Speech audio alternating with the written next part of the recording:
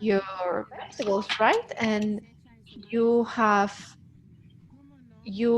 contributed to this common pot with your harvest, right? Yes, of course. I brought some of my harvest. I brought some sweet chilies, some tomatoes, some yuca, some potatoes that I grow. We grow, and what we grow is what the earth wants to give to us. If we didn't have any earth, we wouldn't be able to harvest anything.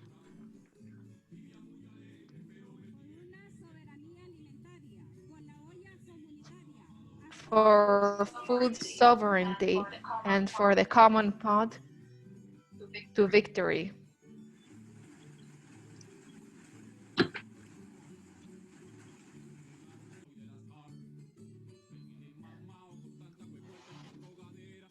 A la tropa le abro las cercas y le doy el agua de mi manantial. Que si soy comunista de Anapo de izquierda o de la derecha, que es imperialista, que joda recha, resulta querer.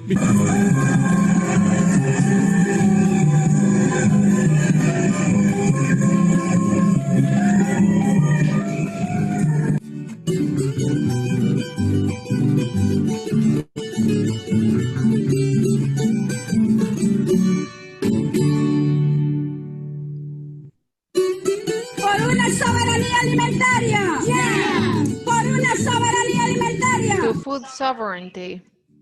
To food sovereignty. Agrarian reform. If women stay home, the agrarian reform is held back. If women stay home, the agrarian reform is held back.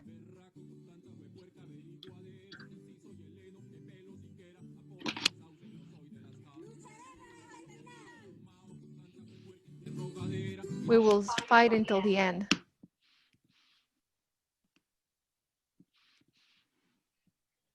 Bueno, para contarnos un poco más de este proceso, invitamos a alguna de las... So right now we are going to invite some of our comrades from Codimpa who made this video. Saida Taora is going to close this Mystica in 2 minutes maximum. She's going to share with us this process of common pot, and she's going to tell us a little bit more about the mondongo that was being cooked.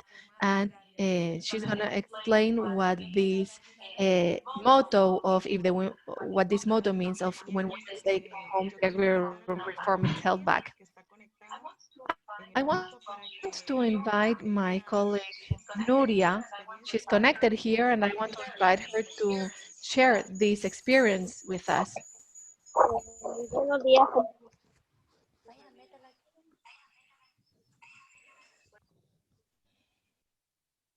Nuria, te estamos escuchando. Nuria, we're listening. Tienes el micrófono apagado. It seems like your microphone is muted.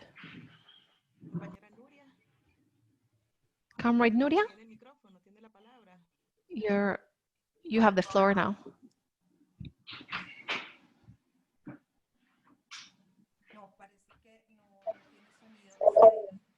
It seems like there's some issue. Hola. Okay, great. This is working. Hello, Nuria, we're listening. Buenos días, compañeras de Honduras. Good morning, comrades. Hasta ahí en los lugares pues, donde ustedes nos están escuchando.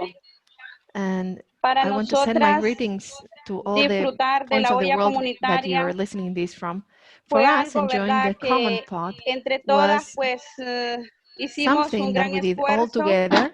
We made a great effort, but we made that effort with lots of love to be able to taste this soup as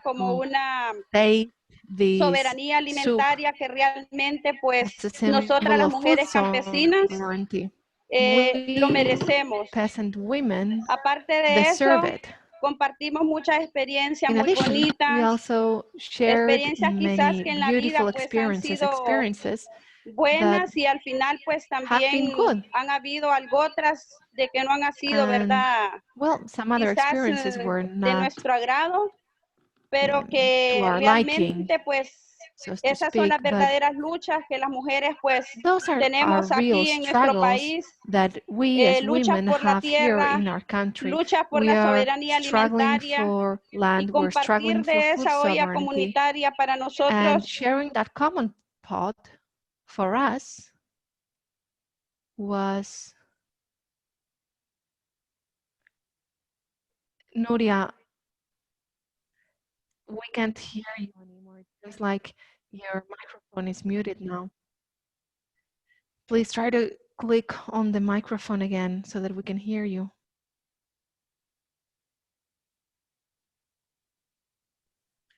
I can't see Nuria connected anymore.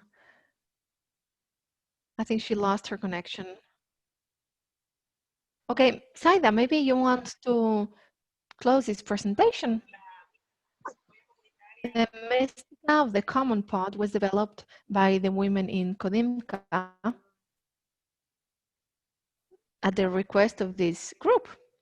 So the women from Kodimka that are part of La Via Campesina, well, this group of women lead the mystical aspect, the spiritual connection between women. So they brought together all this wisdom, and they told us about how they see this common pot as a space to debate, to discuss, to solve their issues, and a space where they can think about the future too. And the way they did it was bringing together all their harvest, their production from the spaces that they use for growing food, and they also brought together their work as Kodimka, as a women's organization, and also their identity as indigenous women was included. So these women were preparing for 3-4 days. They were looking for the clothes they wanted to wear, the ingredients, the space, because this space also has a significance for them, the space where they organized this Mystica. So this was Kodimka's present for us this morning, and I want to thank them, their creativity and the love they are sending to us. Thank you very much. Thank you, Saida, and thanks to all the women from Kodinka for this proof of love and international solidarity. Thank you, Saida, for your coordination work and for being with them during these 4 days of work. We also want to share with you why we think about this metaphor of the common pot. This has a historical and political significance in different moments. It has been used as a strategy to create a space where women had the freedom to discuss about politics and organizing their resistance to respond to severe economic and food crisis. Although the practice is not common throughout the world, as such, the political meaning and material use of the common cooking pot can be translated across borders, from selecting the best seeds when harvesting to giving the finishing touch to dishes full of flavor, as we saw that the Kodimka women did. Women have passed on knowledge about food from one generation to the next. This intergenerational sharing of knowledge around food encompasses a rich set of spiritual and material relationships. Rather than reinforcing gender roles that confine women to duties of social and reproductive labor, bearing the sole responsibility of cooking, caring, and feeding, this guide evokes the emancipatory potential of collective working and knowledge construction between women. The common cooking pot enhances collective building and transmission of different ways of knowing between women. It recalls women's political subjectivities and their struggles against oppression. Throughout the guide, we choose to speak of cooks instead of participants, and we choose to speak of recipes instead of experiences. In this way, the metaphor of the cooking pot is able to break through the fictional borders that divide the different aspects of women's lives, referred to as the private and public spheres. We hope this guide will provide a grounded space for women in rural areas to cook up political transformative agendas on the human right to adequate food and nutrition. To me, the common cooking pot is an ancestral shelter where you can share our griefs, we can disseminate joy. It's the genesis of the coming together where air, soil, fire come together, and the potential for women's rebelliousness, and where our blood that feeds our bodies comes together. I want to encourage all indigenous women and girls from Colombia who have been resisting for years, sorry, in these last days, sorry, um, to make their claims to the government of Colombia. We want to invite Leticia Correa from FIAN Mexico to tell us more about how this guide was cooked up. Um, Mexico was the host country where this guide started being cooked. Leticia, please go ahead and tell us about the process, how this guide was cooked. Leti, you have the floor. Andrea was going to show my presentation.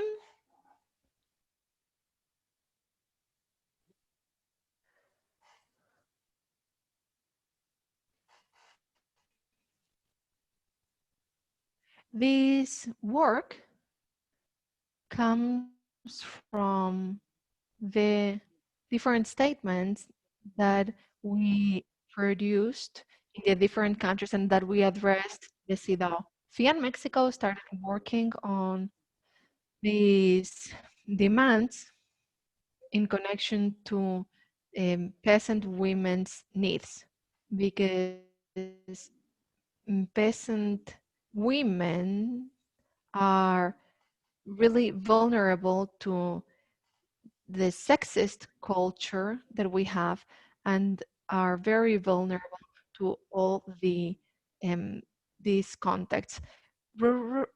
Peasant women are the ones who work the most and who eat the less because they don't eat until everyone has eaten and they eat very little. Fian started observing this situation and we started presenting the situation to the CEDAW. Please, next slide. So here in Mexico, FIAN International wanted to raise awareness on this situation. So we presented over 12 statements to the CEDAW. We made statements about the situation in Nepal, Mexico, Colombia, India, Guatemala, Uganda, the Philippines, Burkina Faso, Paraguay, Sri Lanka, Honduras, Colombia. So please, next slide. So this was a systematic work that we carried out to raise awareness before the CEDAW and to raise awareness within the local countries about the situation of women and peasants, of peasant women, sorry. This was very important. And together with this systematic work, we carried out work together with FIAN, and FIAN supported this systematic work and these claims. This was very important. Please, next slide. So, no, previous slide, please. This was crucial to achieve as an outcome the general recommendation number 34 on the rights of women in rural areas by the CEDAW. And the other outcome was the United Nations declaration, on the rights of peasants and people working in rural areas.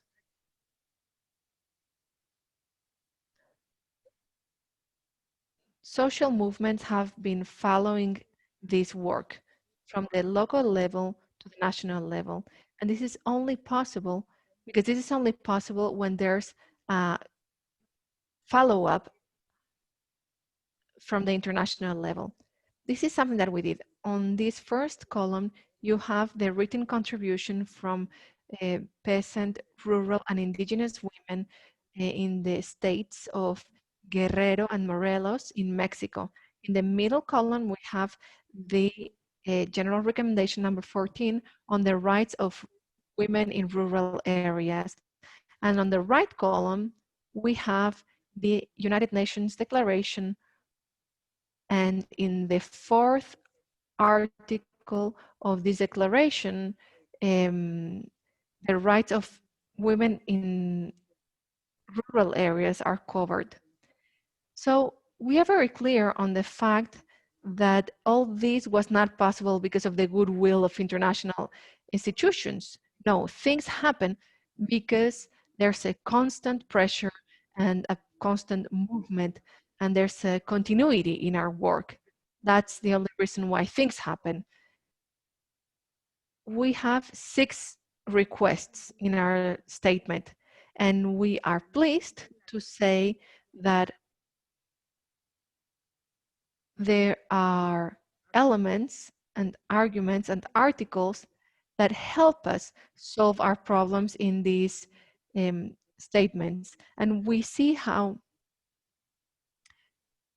in the statement on the rights of peasant women, there are things that support our work, and we are very pleased to see this. Next slide, please. Next slide, please. So, based on this, we organized the international meeting to advance the implementation of women's rights and gender justice.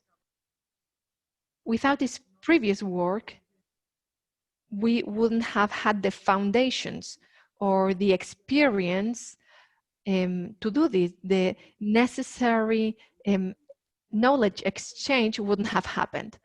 So this meeting was very important because here it's not only different groups of FIAN who come together. No, different women's organizations from other places have come together in this meeting, not only different FIAN groups. So in this meeting, we started debating on General Recommendation 34 and on the Declaration of Peasants and other people working in rural areas. So the outcome of this international meeting was the commitment to build some didactic material to disseminate peasant women's rights and to raise awareness on the new tools that we have now and that can be used now. I'm going to give you a very clear example. Article 14 of CEDAW talks about peasant women, and now in General Recommendation 34, we see almost 40 articles that talk specifically about peasant women. And these general recommendation, these articles, sorry, are connected to all others, but are specifically focused on peasant women's rights. And this is very important because it gives visibility on our situation. And in the Declaration of Peasant Rights, about this declaration, one of the most important aspects here is that it recognizes women's rights, from the right to land to food rights, as our colleagues have already mentioned. And another important aspect is the right to having decent livelihood. Because if you don't have any income that comes from your work or from what you produce, you will never have the right to a decent life, and to and you will never see the realization of your right to food. I think this was my last slide.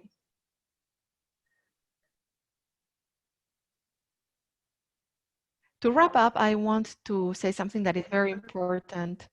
We have the legal instruments, but for these legal instruments to reach our communities and for them to be realized in our communities, we still have a road ahead of us. In Mexico, since 2011, our constitution includes the right to food. However, as we speak, there's no human rights-based law on this. So that's where things just get blocked. That's why the importance of our agenda or on cooking feminist politics is very important, because it's an element that helps us raise awareness. It's really difficult to raise awareness on rights. It's very difficult for people to assimilate rights as such. For this to happen, we need processes of training, of education, organizational efforts. And in the case of women, this is particularly important.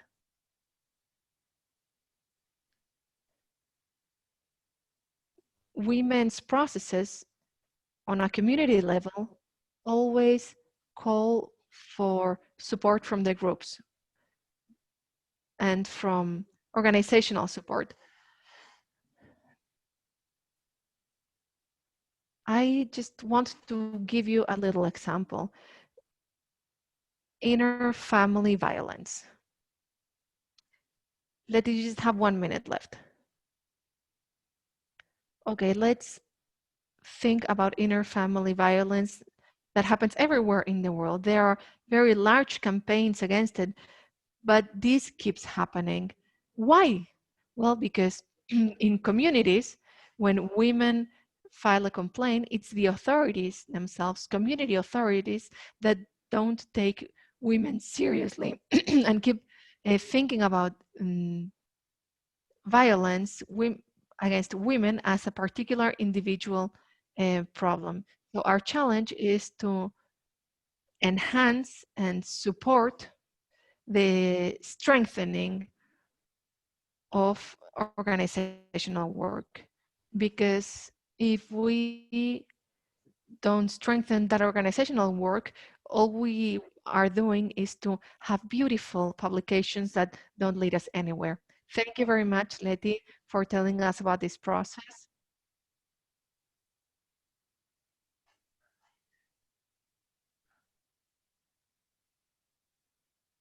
Thank you for following up by offering some examples of how these instruments are used. Now I would like to share 3 essential elements that we have been highlighting in this guide. I would just like to tell all participants that we will have a Q&A session at the end. But first of all, we will have another 4 interventions so that you have the big picture on, with regard to what the guide is. So we will try and be as brief as possible throughout the next presentations. I can see that several people have raised their hands. However, we will leave those questions for the end, where we will have an exchange of knowledge. Now, our main goal was to direct this guide to indigenous people, migrant women, women working in small-scale farming, in plantations, in rearing livestock, in pastoralism, fishing, forestry, hunting, or gathering.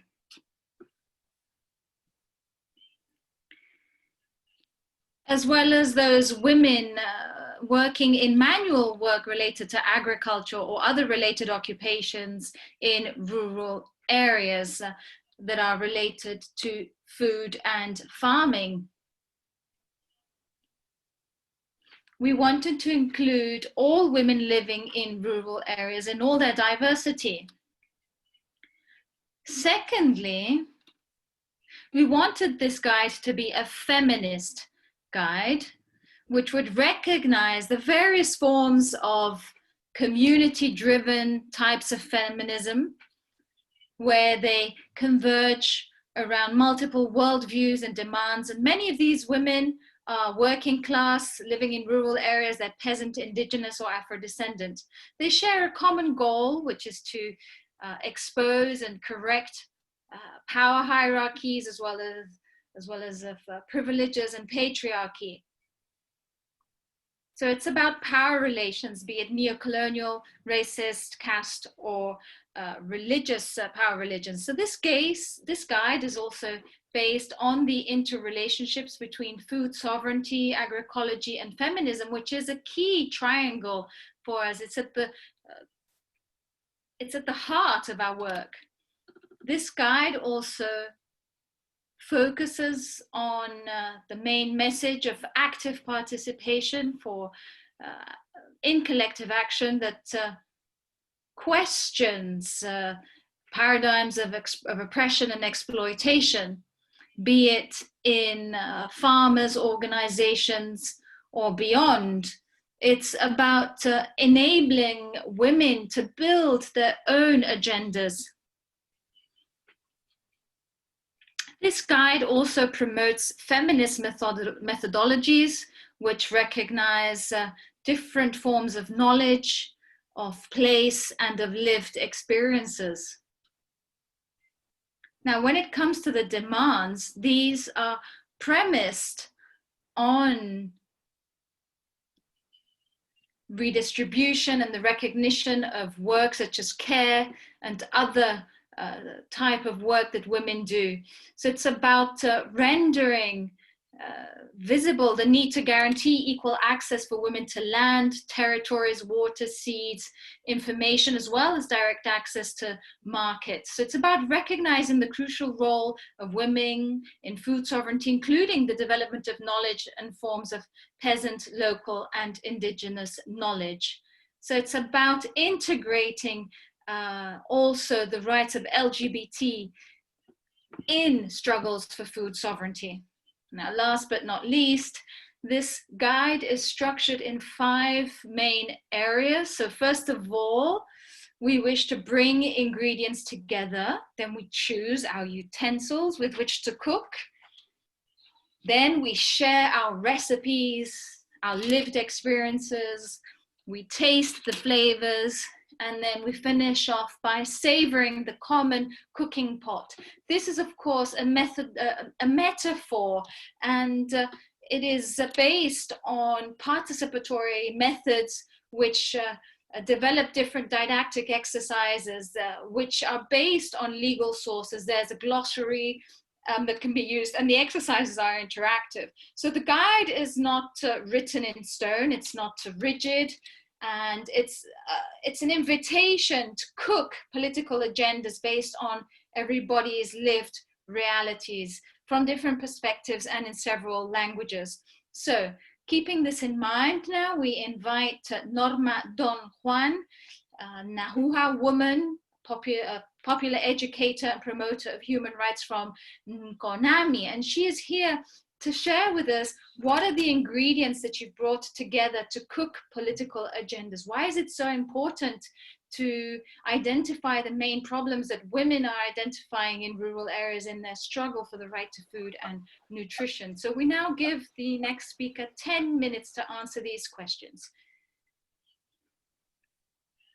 Norma speaks in her native language, sending greetings to everyone. Dear sisters, I'm very happy to be able to share our guide with you here today, because this is a result of our commitment, of our dreams,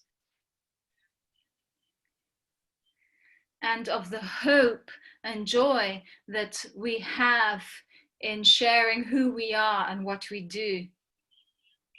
Now, as Paola well said, I will be talking about the first steps that we took towards our guide. As Paola was saying, it's about developing a certain methodology. So it's not a rigid guide where the exercises are written in stone. It's simply providing ways of working that we wish to share with others. We have been implementing these exercises and they have helped us to advance that. What do we mean by bringing ingredients together? What we wish to do is clarify the main issues that we are facing as women living in rural areas in order to enjoy a route to food and nutrition. So it's not just about the problems, but what we have done to address these problems. So we developed this conceptual, this mind map, if you like, to bring together our ideas.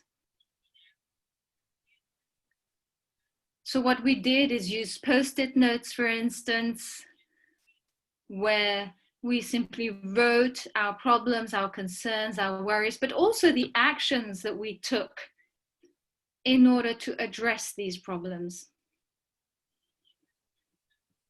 And then we decided to systematically organize these points. So how do we start to reflect on the right to food and nutrition? I like this next sentence that says, food is much more than calories.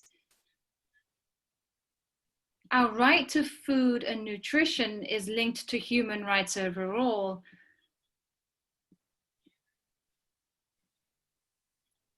We are rights holders.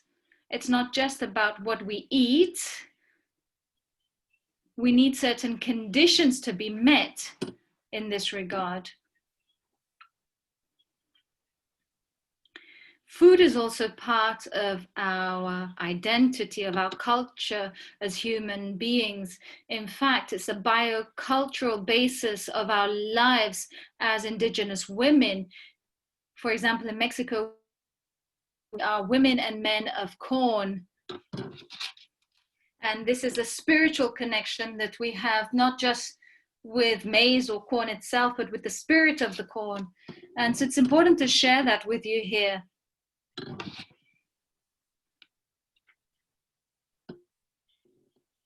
What we wish to share with you is that we don't only bring the material perspective to the table, but also our spirituality, our emotions, our feelings, because that provides a more comprehensive overview of who we are as human beings. So how we produce, who produces, how we produce food, what we eat, all of this is interlinked with our human rights overall.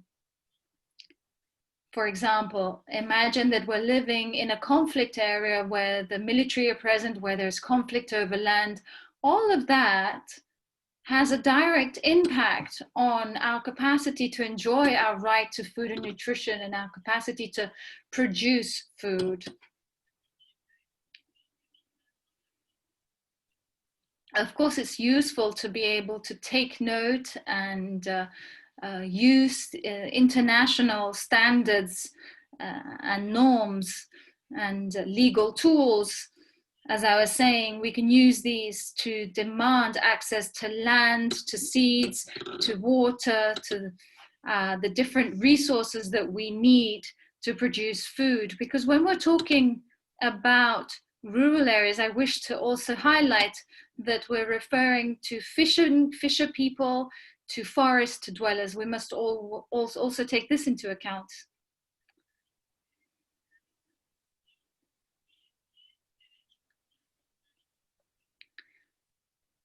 Now, the next question that we need to reflect upon is, what is the human right to food and nutrition? The right to adequate food and nutrition. Because here we are talking about economic, social, and cultural rights defined by the United Nations. And it says that the right to adequate food is enjoyed when every man, woman, child has physical, economic access to adequate food or means to produce it at all times. So here it's referring to economic and physical access. But of course, here then we need to start referring to the current capitalist economy that we're living under, where we're told that we do not produce enough to feed the world. This is part of our reflection, because when we start to look at available data, what we realize is that actually the problem lies in commercialization or commodification of food and the capitalist monopolies that there are over food production, which leads to just a few people becoming rich and the large majority living in poverty. We also need to ask ourselves, what type of food do we have? What type of food actually gets to our fork? Because we're flooded with junk food that is cheap, that are not nutritious.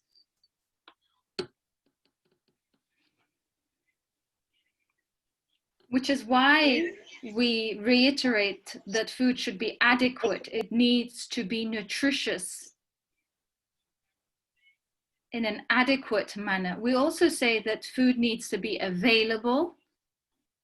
That means that we need to have the means to produce or to ensure that there are systems of distribution, processing, and commercialization which are accessible.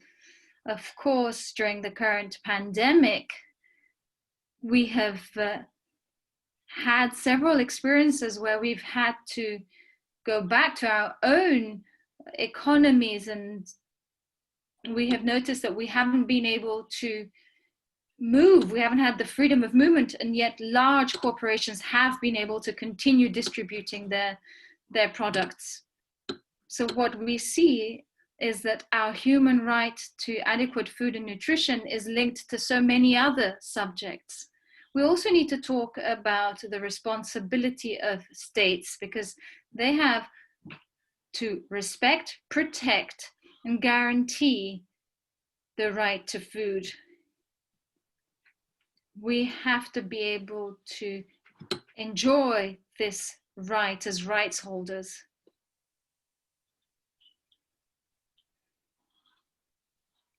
We all have to be able to assume our responsibilities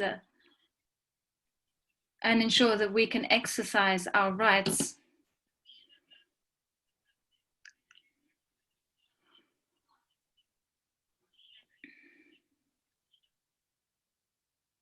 So this is where we also talk about the progressive realization of the right to adequate food and nutrition in such a way that they do not regress or practice discrimination. This means that states have to act quickly and efficiently. It also means that we have to participate in a significant manner in policy making. We are agents, we are able to contribute to decision making. we want to participate, which is why we demand that governments be politically mature enough to practice a different type of policy making, a different type of politics, not just to occasionally include us, but rather to ensure that we're able to participate throughout the whole process.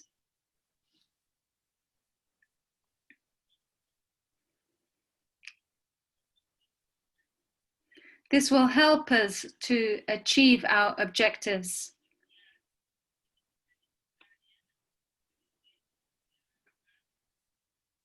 So it's about ensuring that we can achieve food sovereignty, agroecology from a feminist perspective. When we bring together our ingredients, this will allow us to have a much broader overview of what it entails to have a right to food and nutrition, the type of problems that we face, but also the opportunities and challenges that lie ahead of us. That's all for now. Thank you very much. Back to the floor. Thank you, Norma. Thank you very much for sticking to the time allocated for this presentation so that we can also allow other colleagues to give their presentations. So if we follow the list in the guide, after bringing ingredients together, we choose our utensils for defending the human rights of women in rural areas.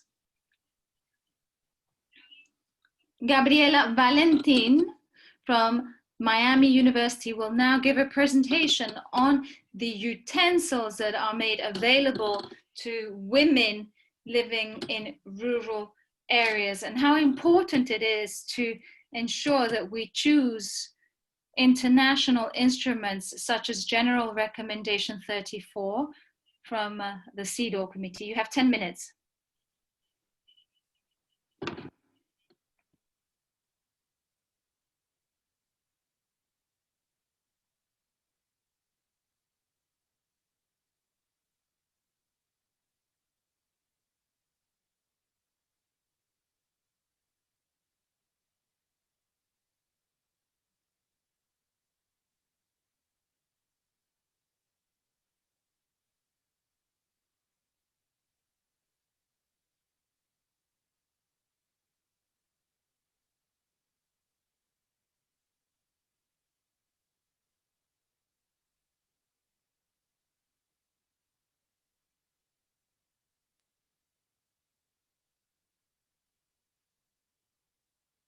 La pantalla con mi presentación.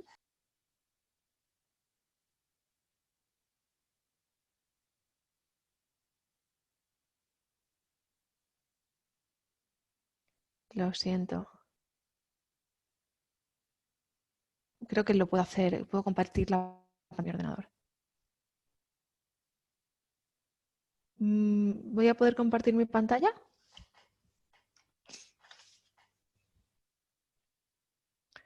Pueden...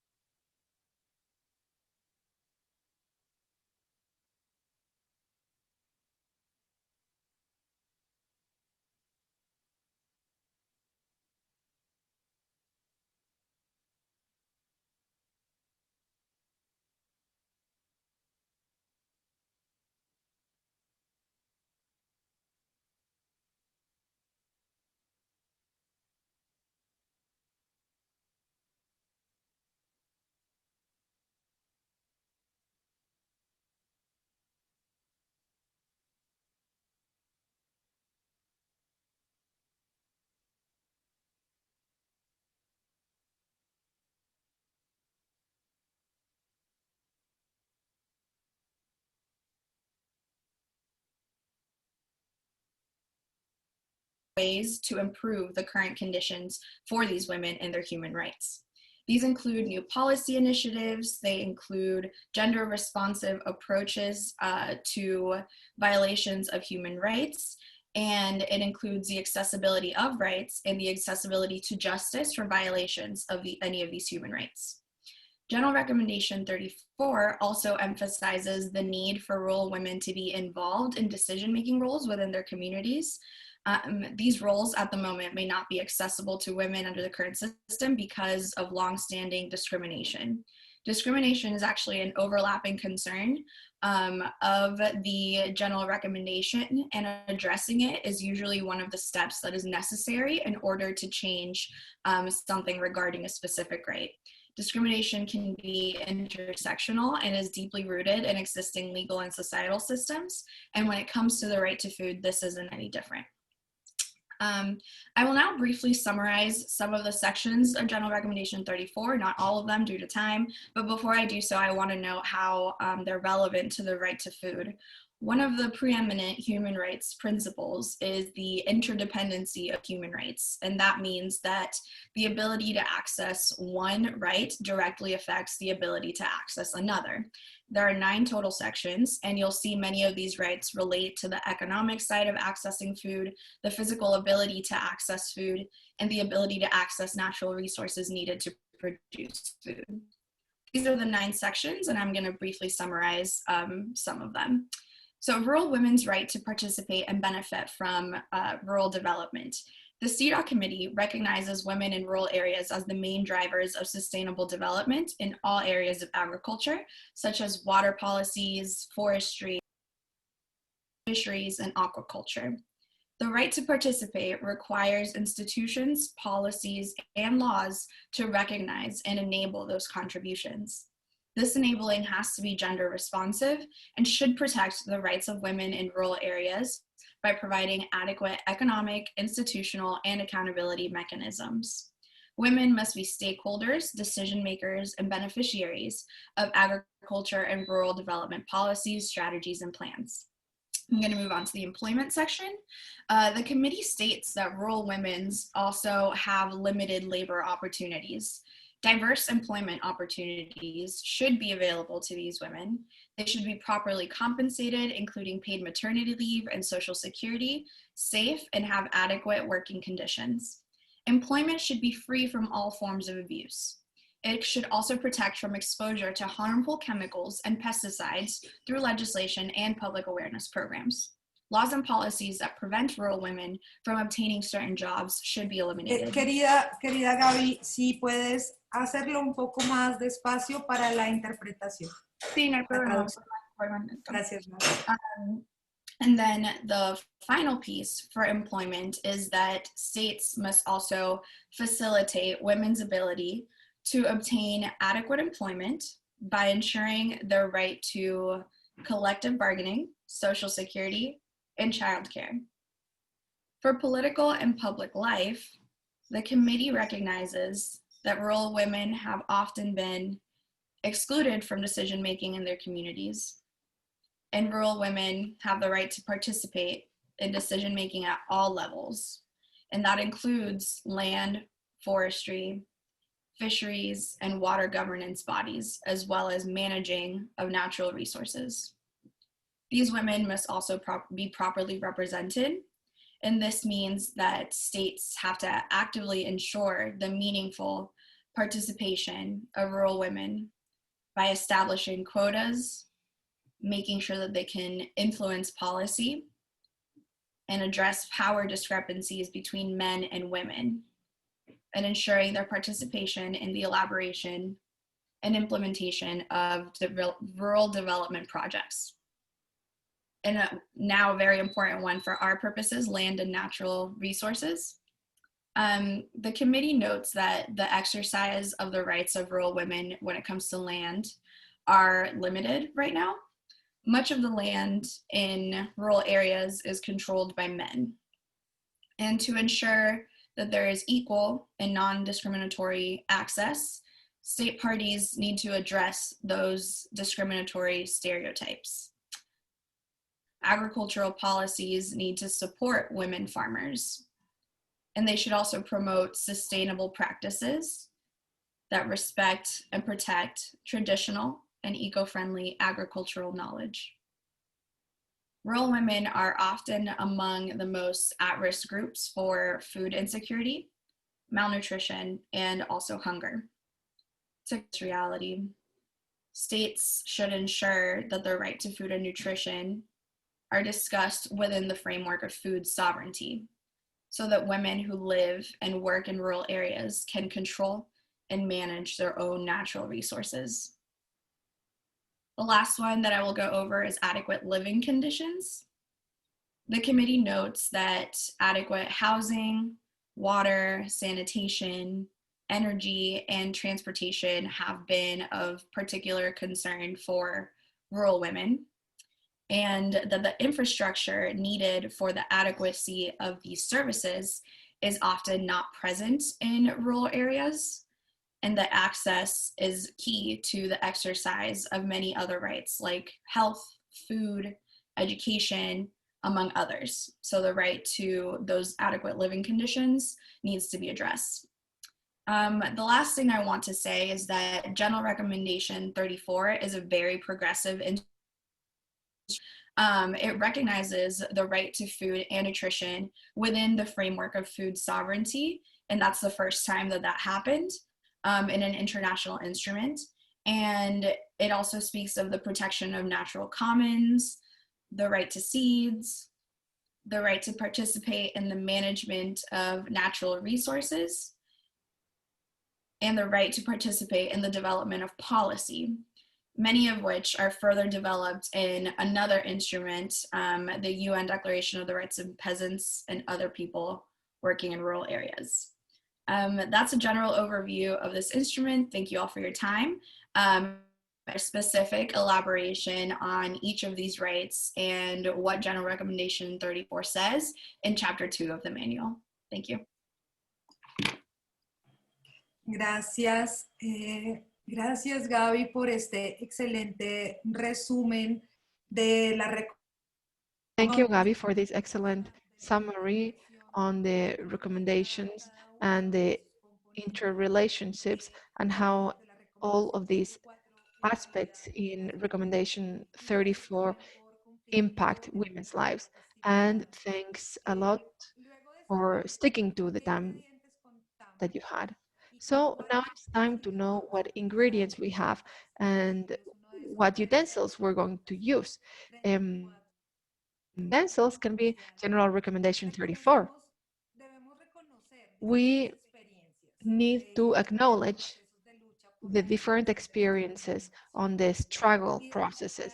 We must identify the experiences, the collective experiences of women, because this is crucial to identify our objectives, our strategies, the challenges on our path, and to identify lessons learned. We need to learn from each other. That's very important. We need to find common points and create solidarity networks. So these different experiences, these different stories will help us.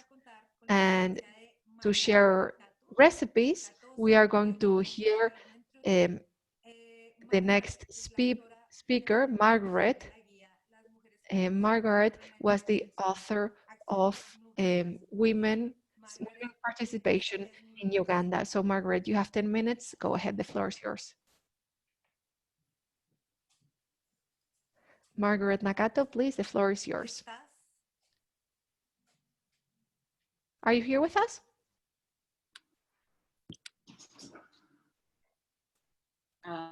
Thank you.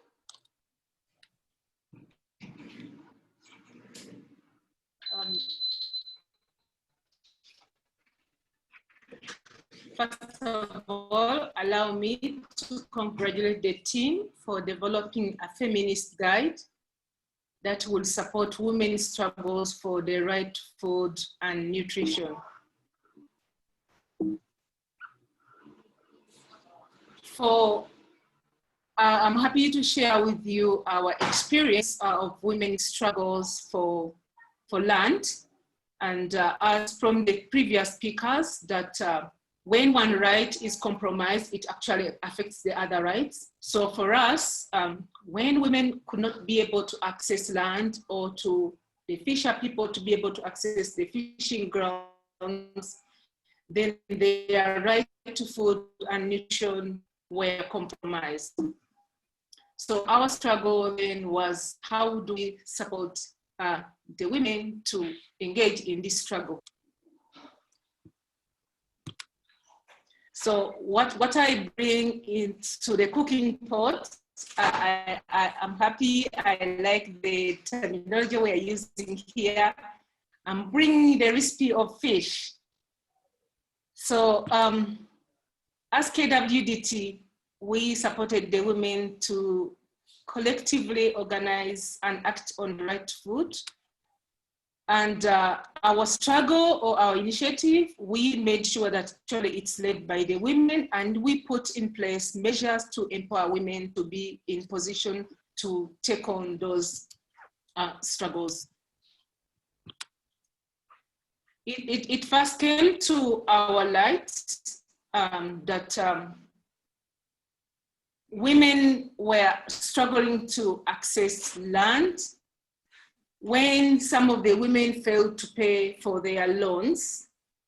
And when we investigated the cause, we realized that most of the women, their land had been demarcated, be taken over by investors. This resulted in two women refraining from investing in agriculture, so they did not plant food, they did not plant cash crops. And that resulted into loss of income, and actually the year was characterized by food insecurity. Other than lack of food and loss of livelihoods, loss of access to land for women and in fishing communities also results into loss of access to fishing grounds. So majority of women need a big jump, or a big piece of land to be able to dry the fish. And when they don't have that land, then they cannot engage in fish processing. That means they also lose the opportunity to generate incomes. And then that's also losing a right to economic independence. And other than losing land for processing, for majority of people in the fishing communities, they need the land to be able to access the lake. And if that land is lost, then that means the access to the fishing grounds is also actually lost. Fishing communities, in that community, you see that was a very thriving fishing community. And when they lost the land because the investor took over the land, they not only lost a source of income, they lost their houses because they had to move away from that land. That even the toilet we had constructed in this community that people use, a sanitation facility, they lost access to that. So we realized how big the issue of land is and how it impacts our work, that we decided that we need to engage women also in addressing this issue. It not only affects people in the fishing communities, but also agriculture communities were affected. What is happening in communities bordering the Lake Victoria, there is an increasing demand for land for use for other activities other than food production, such as real estate, tourism, mining, large-scale farming, or fish farming. Activities other than farming or fishing actually hiked the price. And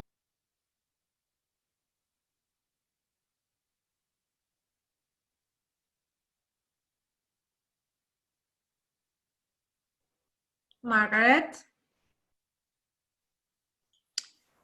I think we lost her.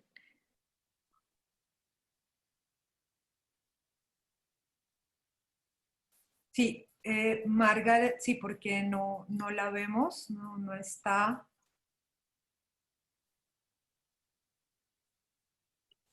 I'm sorry, I think I've been disconnected.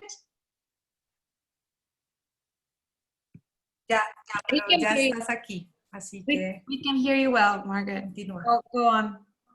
Okay, you're back. Please go ahead.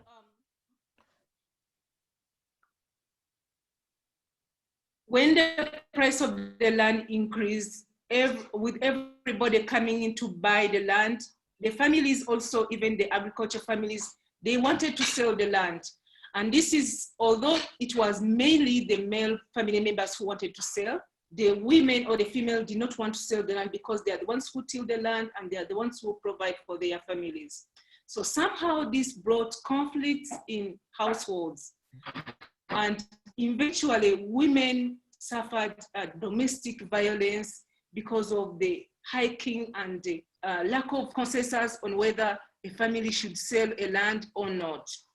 So KWDT works with women, and we organize the women to be able to intervene so that they can be able to contribute towards securing their access to land and also fishing grounds. We started by building the capacity of the group leaders on the land laws and the emerging threats of loss of land on the right to food and nutrition. We empowered the women leaders so that they can go and empower their group members, so that when we start to move forward, we move together in concerted efforts. So after the women were able to mobilize the communities and brought them to engage in dialogues where we discussed on issues of access to land and where the threats of land were coming from. And we also used that opportunity to sensitize the communities on the prevailing land laws and how they can be able to avoid loss of land. And through that meeting that an idea of creating a land pressure group emerged. And we supported the formulation of that group, which is going to make sure that they can be able to engage in counteracting continued evictions of people from their land by investors who are coming in. Working through women was a very good initiative, because then you approach a small group of people and you use them to mobilize the entire community towards a common goal. I see that as a very, very successive initiative or a measure that we employed within our work. And then when we identified the land pressure groups, then we're able to enable them come closer to lawyers, because in rural communities, it's very difficult for these communities even to be able to access legal services. And yet we know that the actual majority are the ones who are uneducated, so they lack awareness about such rules and regulations in regard to this. So empowering them enabled everyone to protect the other against evictions. What I want to say is that the land pressure groups, they were very, very key in alerting or mobilizing the community in case there was anybody who was in their community intending to survey the land. Usually they survey the land to demarcate, to know the boundaries so that it can ease the process of transferring the land to another person. So if anybody was coming in the community and they didn't know that person and they were aware that maybe he was, the motive could be to transfer the land, then they could mobilize themselves very quickly to be able to counteract that person and even to stop that person. Because some of the transfers were happening under the guise that actually the land is not occupied. There was cohesion that happened, that the communities were able to negotiate with the landlords to let them know that we have the right to stay on this land. And the loopholes that existed, which the women, because a lot of ignorance was used on behalf of the women, so they were advised, we advised them to be paying ground rent fees, and also to get receipts as a proof that you are actually meeting the land criteria, so that you are not prone to being evicted. So the outcome of that was a network of solidarity was formed where women were very active, working together. It was easier for them to access legal knowledge. A grassroots pressure group was very active in bringing the issues of land grabbing, which were local to the district level, thus elevating the actual, this was making it visible to so many other people. And what is attributed to the work of the land pressure group was the reduction in the cases of eviction. That was something which was attributed to the land pressure group, that actually instances of evicting people from their land actually reduced. Despite the progress or the successes, there were also challenges, like some of the land pressure groups, the individuals in those communities were targeted by the landlords, and they were harassed to the point of being evicted from their community. So you have to run away from that community and go find where you can hide for some time. And what I feel as KWDT, our failure, was as an institution, due to constraints, that we were not in position to protect those human rights defenders whom we had established in those communities. And another challenge for the pressure groups was we could not continue with the access to legal services. And for the part of the institution, as KWT and all national and regional institutions, is that endorsing instruments itself is not sufficient to be able to address challenges communities face, because the evictions were happening at a time when the voluntary guidelines being passed, which were there to protect those communities as a priority as food producers. But so, unless the communities are aware of these instruments and are empowered to use them, they actually become useless, and then they cannot be able to use them. Thank you very much. Yes. And that's it, yes. Thank you very much. Muchas gracias, Margaret. Una vivencia absolutamente interesante, la tierra, las mujeres. Thank you very much, Margaret. This has been a really interesting experience that you have shared with us on how important it is to have access to land for the right to food and nutrition, and how important it is to have networks as well for this struggle in common. So now that we have several of the ingredients brought together for this common cooking pot, let's now move on to tasting the flavors and how we use these tools and actions to promote the fight for the right to food and nutrition. Now, to tell us a little bit more about what we mean by this, we wish to welcome Isa Alvarez from Urgency, a network of community-supported agriculture. And we have a somewhat provocative question for Isa. If the guide would have a flavor, what do you think it would taste like? And now Isa takes the floor and says, thank you very much for organizing this event, for putting together this guide. It's great to be here with you. And indeed, you are provoking me when you ask me, well, what is the taste of this guide? Well, it's a bittersweet taste. There are very sweet moments, such as today's meeting, or when we get together face to face and are able to share our different experiences that are sweet, but actually very often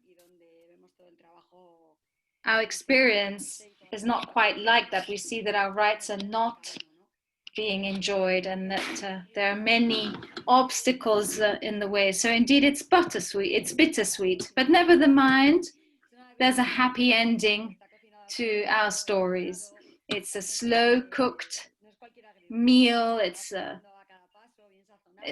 meal that we take our time to eat, and where we can slowly change the flavors if needed,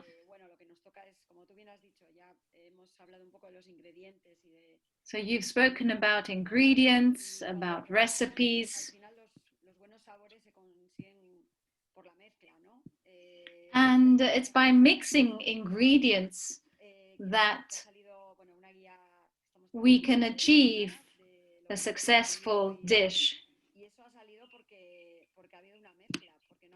And this is an example. This guide is an example because what we have seen is a step-by-step. We have been listening to each other. People have been taking actions in different ways. We have been learning from each other, and we've all been adding our different ingredients, mixing them in such a way that we can walk this path together and ensure that we have an impact. And what we're doing here is trying to improve things, trying to address gaps,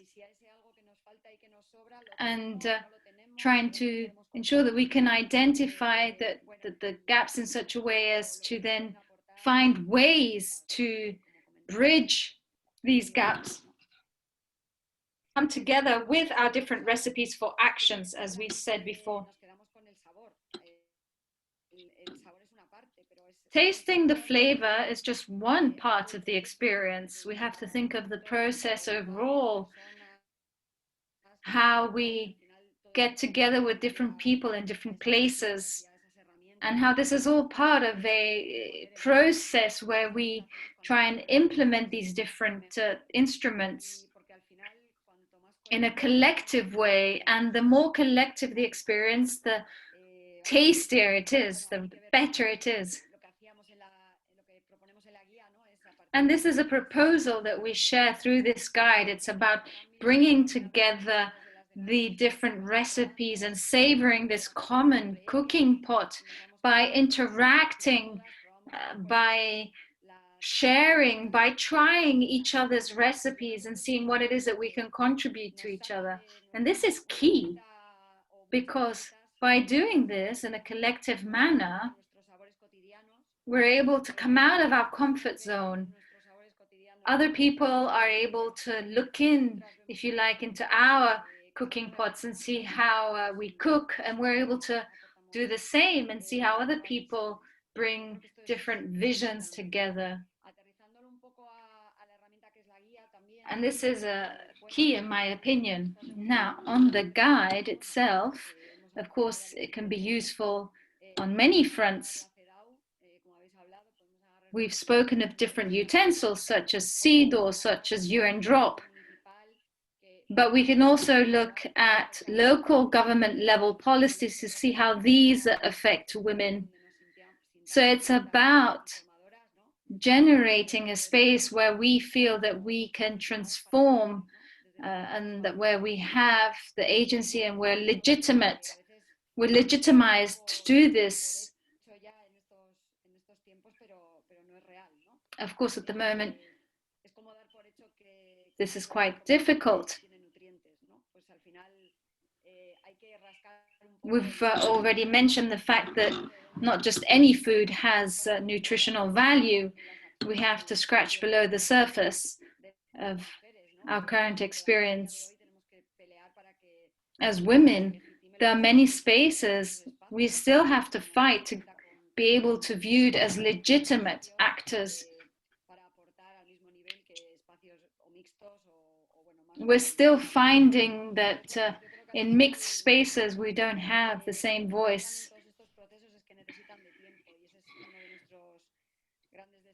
And one of the greatest challenges about working in these different spaces is to have enough time. As I said, we need to slow cook this common cooking pot if we really want to taste the flavors at the right time.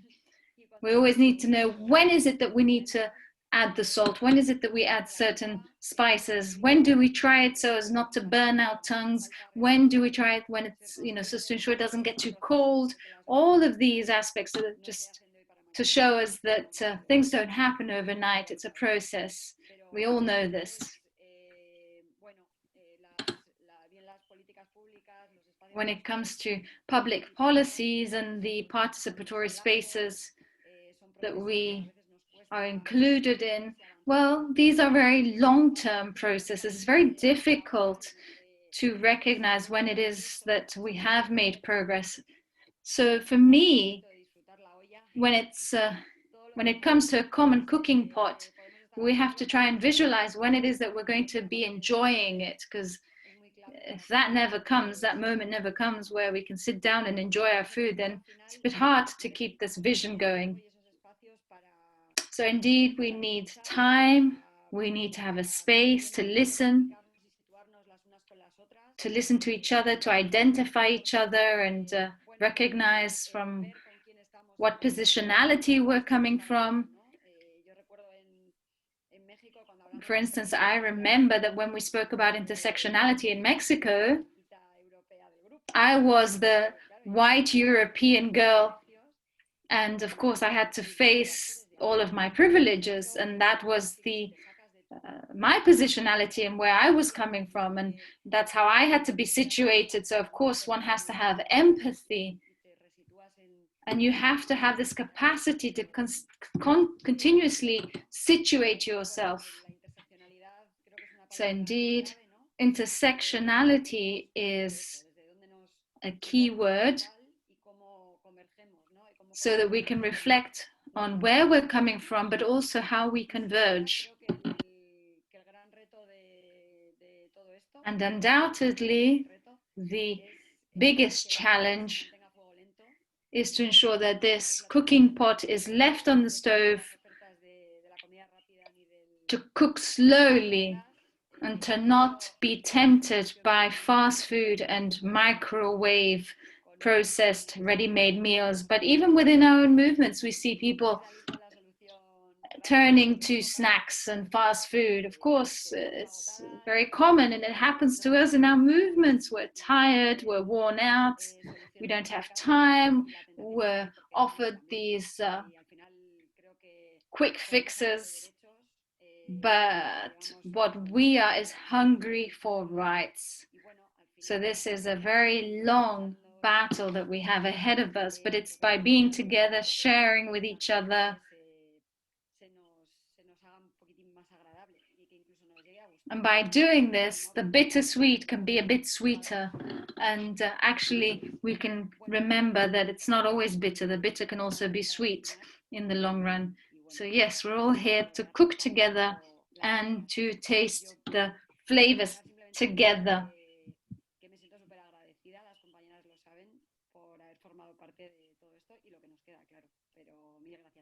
We have a long, long way ahead of us. We all know that. Thank you very much for sharing the space here today.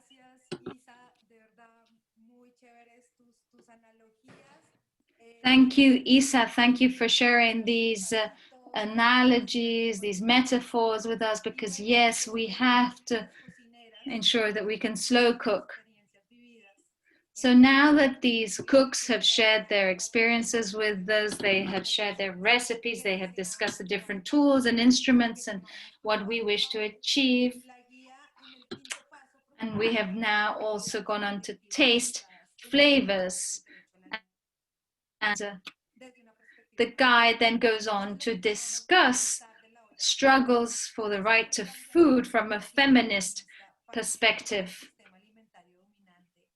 The question is, how can we develop an action plan which is collective and feminist to oppose the current predominant food system, and to be able to construct alternatives to this patriarchal system? To answer this question, we're now going to welcome Yolanda Arias Blas from La Via Campesina in order to continue sharing this common cooking pot with us. Yolanda, you have the floor.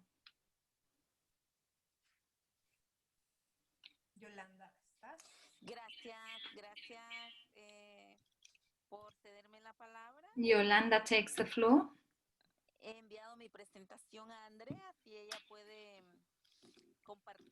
So can Andrea please share the presentation that Yolanda sent?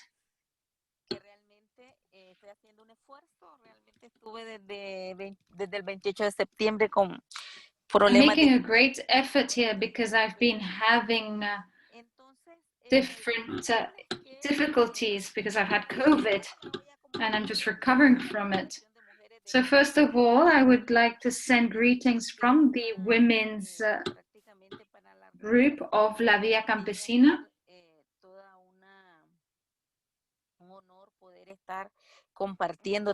It's a great honor to be sharing this space with you where we're all sharing our efforts as women. Well, how can we enjoy the fruits of this common cooking pot? Well, to really be able to enjoy and savor the common cooking pot, we need to have short, medium, and long-term plans of activities and actions on the right to food and nutrition.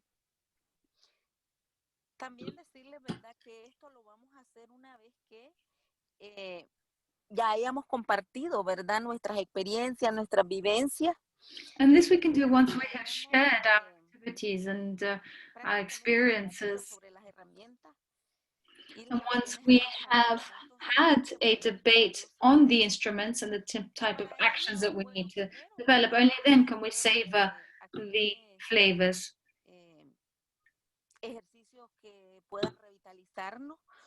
So we need to develop exercises to reflect on our struggle and how it is that we wish to continue our struggle.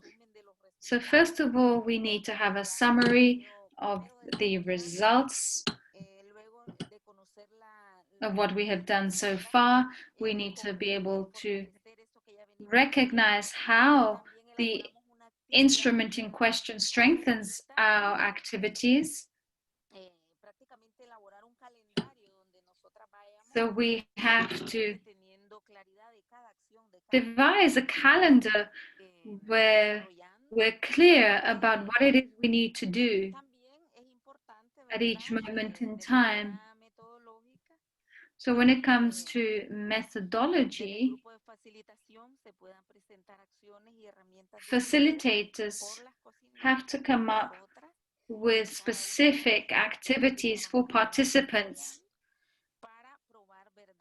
at their different tables. And at each table, women have to be able to savor these flavors and then decide what actions should go into the calendar.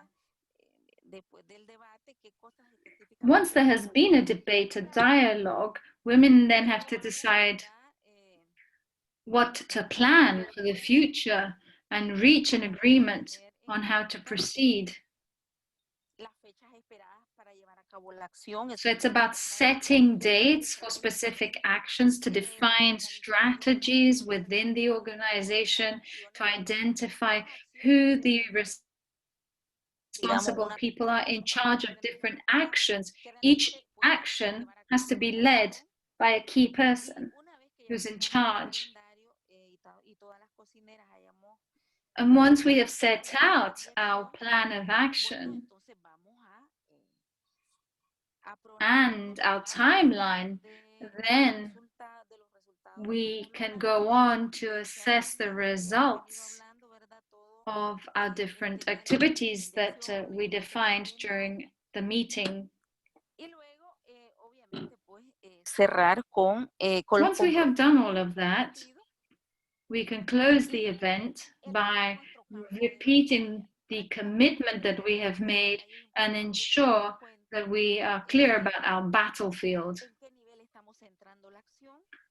At what level is our action? Is it at a national or international level? Perhaps also at the local level.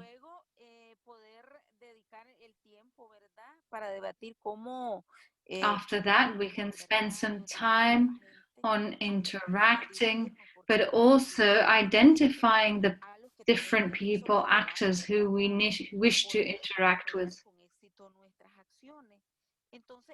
so that we can be successful. And this is particularly the case when working on public policies with public bodies. How can we reach local governments, for instance, are they receptive? How can we ensure that we're successful in our work by taking into account all of this knowledge that we need to have on the environment on which we wish to have an impact?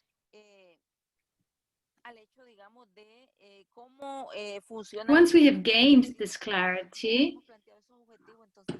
we can set out our specific goals. And once we have these objectives, we can go on to see how to effectively implement them. And here there's some important questions with regard to how we self-organize in order to face up to oppression and the violation of human rights. This is a strategic question because human rights are violated at different levels. It can be by public bodies, by different sectors that do not agree with us on our struggle. So we need to be a bit more clear about how to face up to these challenges. And we also need to find out what are our weaknesses and what are our strengths. How are we going to develop our actions? What are the financial resources that are made available to us? How can we gain traction on a public level so that society as a whole can be made aware of our actions? How can we make our actions public so that people can know about them? Which means that our presence needs to be felt, needs to be made obvious to public bodies and to other people.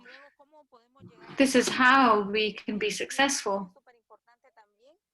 What's also important is to ensure that we know who it is that we are targeting. The interpreter apologizes, there are some sound problems.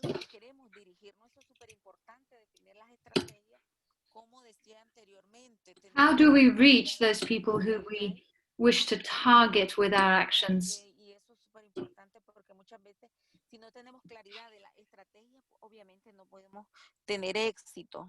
If we're not crystal clear about our strategy, it's very difficult to be successful. We also need to take into account that our actions may lead to higher individual and collective risk of harm and danger. And this is really important to remember, dear colleagues. Some women have experienced that they have many opposers, that they have much opposition when they collectively self-organize around human rights.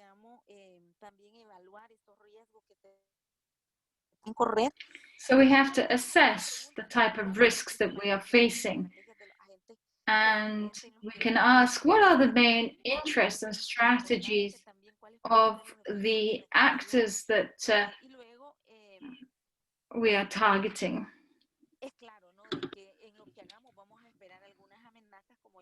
Of course, we know that we will be facing different threats and that there are risks in what we do. So how do we assess these risks? What are the vulnerabilities? How can we react to these threats? Well, I think if women create alliances, this is key. If our rights are violated, como ya decíamos, a largo plazo, que implique, ¿verdad? We need to be able to come up with long-term plans that analyze our strategies and interests. And then we move on to create an action plan that sees into the long-term future. It's about having a roadmap with a timeline with a step-by-step process. Just here I wish to add that there are other instruments that we can use. We can deploy different instruments to strengthen our struggle.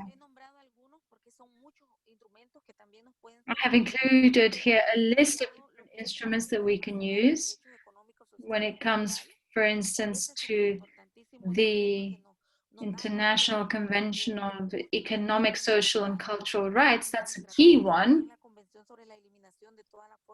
And of course, also CEDAW,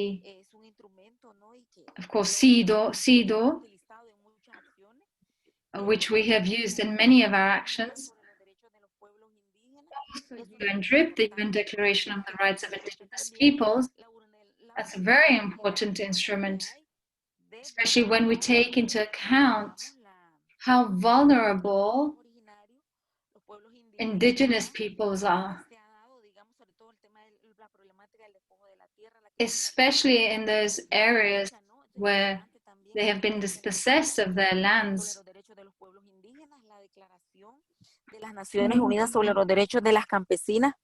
UNDROP, the UN Declaration on the Rights of Peasants and Other Peoples Working in Rural Areas. This is a new declaration. It has only recently been approved, but we can also use it in our struggles. So I think it's absolutely essential that we take into account the employment of these instruments. For instance, there's also General Recommendation 34, General Recommendation 35, also voluntary guidelines of the progressive realization of the right to food. There are other important instruments. Indeed, Fian has shared with us a link where we can access the guide. And there we will be able to see a list of instruments that can aid us in our common cooking pot in such a way that we can strengthen our long-standing historical struggle as women. As I said at the beginning of my talk, I'm still recovering from COVID. So thank you very much for your time and for listening to me. I would just like to thank you, Yolanda, because we understand that you're not very well at the moment. So thank you very much for this huge effort. Okay.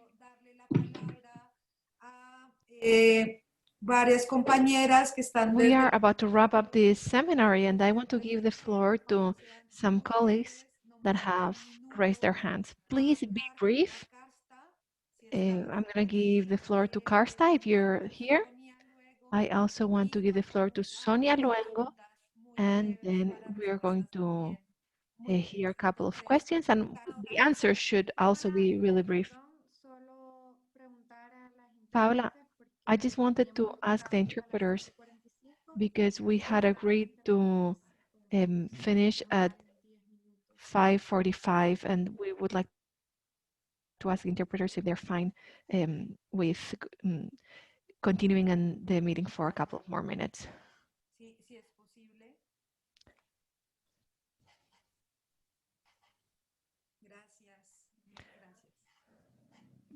Thank you very much. We're going to try to be as brief as possible. Karsta put her hand down, so I guess she doesn't want to speak anymore. Okay, so it seems like Sonia doesn't want to take the floor either. We had a question in the chat. How can we set a legal precedent to make it clear to states that they need to respect laws? This is a question from Zaida. How can we do actions to set precedents to move states and call states to meet their obligations? How can we do legal actions to set precedents in front of states that are not fulfilling their legal obligations? Leticia, please go ahead. Your microphone's muted.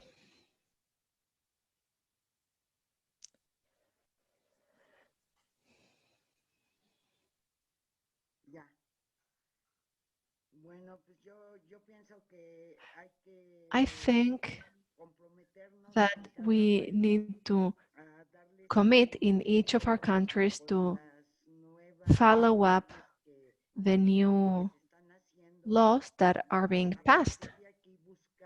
And based on that, we can look for situations where these laws are not respected. For example, in terms of land access or the participation of peasant women as community representatives. We have to follow up these aspects in our communities. For example, in my country, only 50% of women who should be present are there. It's a very easy action, something very easy to follow up. We should do that in our countries, and based on that, we can do a joint action, but we should start with our own countries. Thank you, Leti. I don't know if we have received any questions from Facebook or on other social media where we are streaming the event. Yes, okay. Very brief. We have a question from Mile Perdomo. Her question is connected to the possibility of creating political connections between feminist organizations. What are the actions that you recommend? And the next question is by Joe Burke. It's about the aspects of the feminist political struggles that are not reflected on Recommendation 34. What are the gaps that we detect in General Recommendation 34, and what actions should we carry out? Then Maria Mayer suggests us to explore the connection with seeds, agroecology, food sovereignty, and other human rights. Thank you, Andrea. Maybe Norma or Saida want to respond to these questions. Oh, Margaret. And connection to link to agroecology. So maybe if also you want to take the word. Perfect.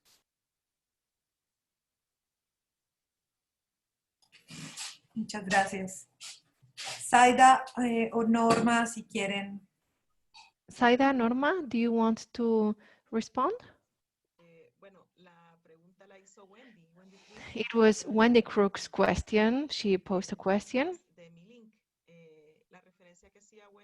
And Wendy's comment was connected to the fact that here in Honduras, women have worked hard on a project on credits for women.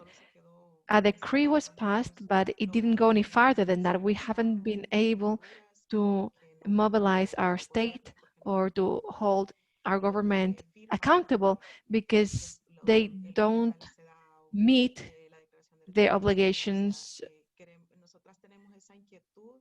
and the agreements that they sign.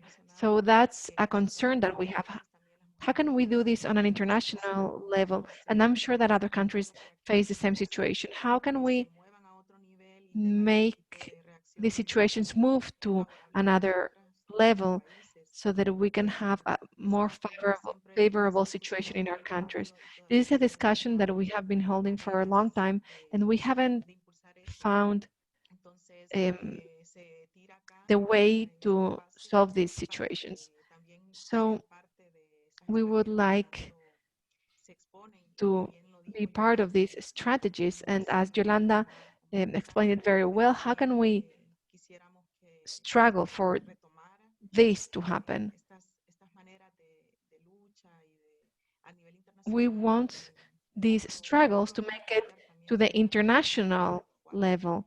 How can we make this general recommendation 34 to really work for women? That's what we are working on. We're still analyzing how we can make this work for women in the field.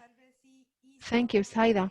Maybe Isa or Andrea can give us a hand with other questions, maybe with the questions on the interrelation, interconnections, and the alliances with other organizations. And there was another question on how we can strengthen these alliances. I wish I had the answer to that. It's always a challenge. In the interconnection between struggles and identifying with each other is always a challenge. Not that long ago, in another meeting, I was saying that we have a great opportunity ahead of us because the planet is screaming louder and louder, and so are women. So it seems like we are finding each other because we are hearing our sisters' screams. So, as I was saying earlier, I think it's about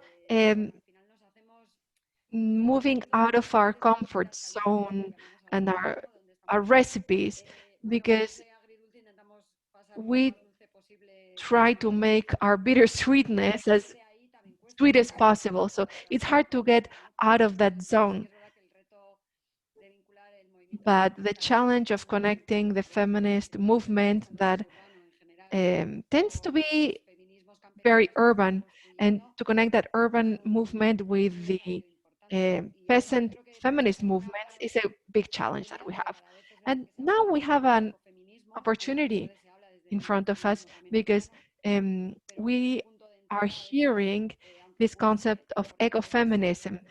Often it has an urban approach, but sometimes this urban ecofeminism is connected to vegan movements that may seem very very strange, so as to speak, to some women in rural areas.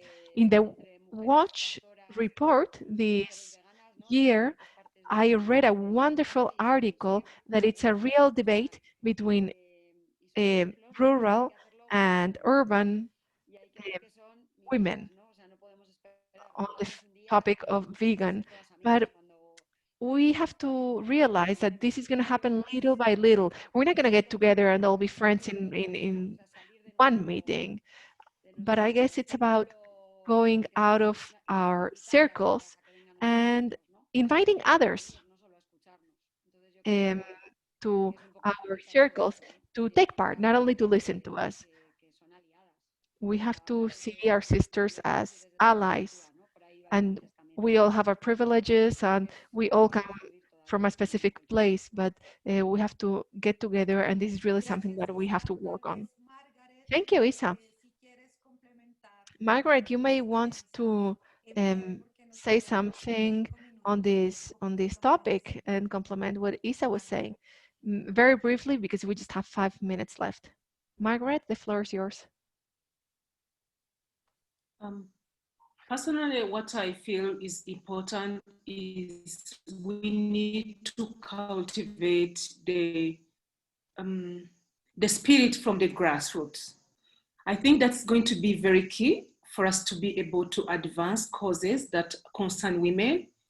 And we can only be able to cultivate that spirit by empowering the women with knowledge and then giving them the skills to engage in lobbying and advocacy so that they can be able to present the issues to the right people in the local government or the district level or whatever area.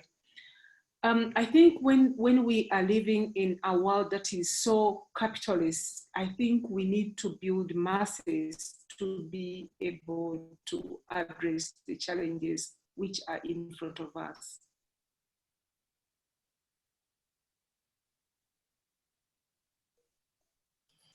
Gracias, Margaret. Thank you very much, Margaret. Okay, so to wrap up, I want to thank you all, your work. Thanks for making this possible. Thanks, Andrea, for coordinating everything. Again, many people are interested in having this material, so we're going to include the link in this chat and also on Facebook. You can also use the email womenrights@righttofood.nutrition.org.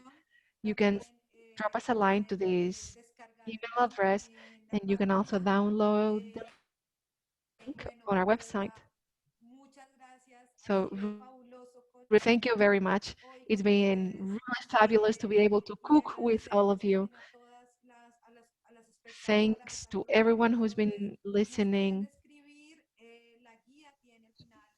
At the end of the guide, there is the possibility to have interactions. So you can tell us about your experiences and we can keep sharing because we just got started. So thank you very much, everyone. I don't know if, Andrea, you may want to add something? Thanks to the interpreters. Thanks for everyone for being here.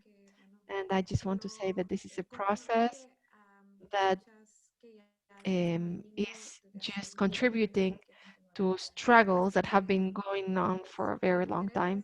So if you're interested in sharing your stories, please write us an email or write on the website. Thank you, everyone.